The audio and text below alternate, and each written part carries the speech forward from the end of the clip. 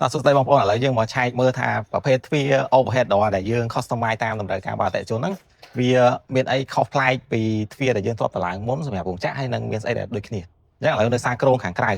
ដោយសារយើងជំនួសស្លឹក panel PU ចឹងអញ្ចឹងយើងត្រូវធ្វើ frame ខាងក្រៅដើម្បីមានផ្ទៃហ្នឹងសម្រាប់គាត់ចាប់ material សម្រាប់ cover អញ្ចឹងបើគាត់ចង់ cover ជាប្រភេទអីទៅតាមតម្រូវការរបស់គាត់និយាយទៅបើទោះបីជាយើង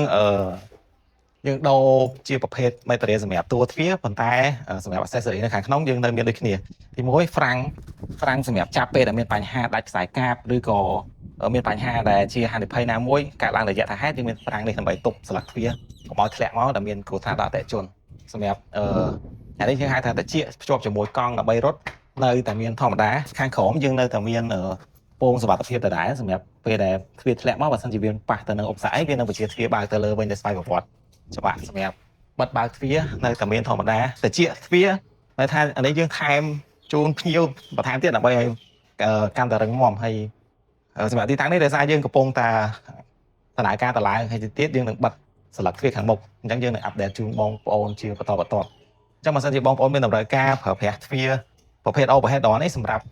ការ៉ាស់ឡានសម្រាប់ទីតាំងរោងចក្ររបស់បងប្អូនអាចតាក់ទងមកក្រុមការងារកវ៉ាន់ PVC Curtain បានដើម្បីប្រឹក្សាជូនបងប្អូនដែលឥតគិតថ្លៃបាទសូមអរគុណ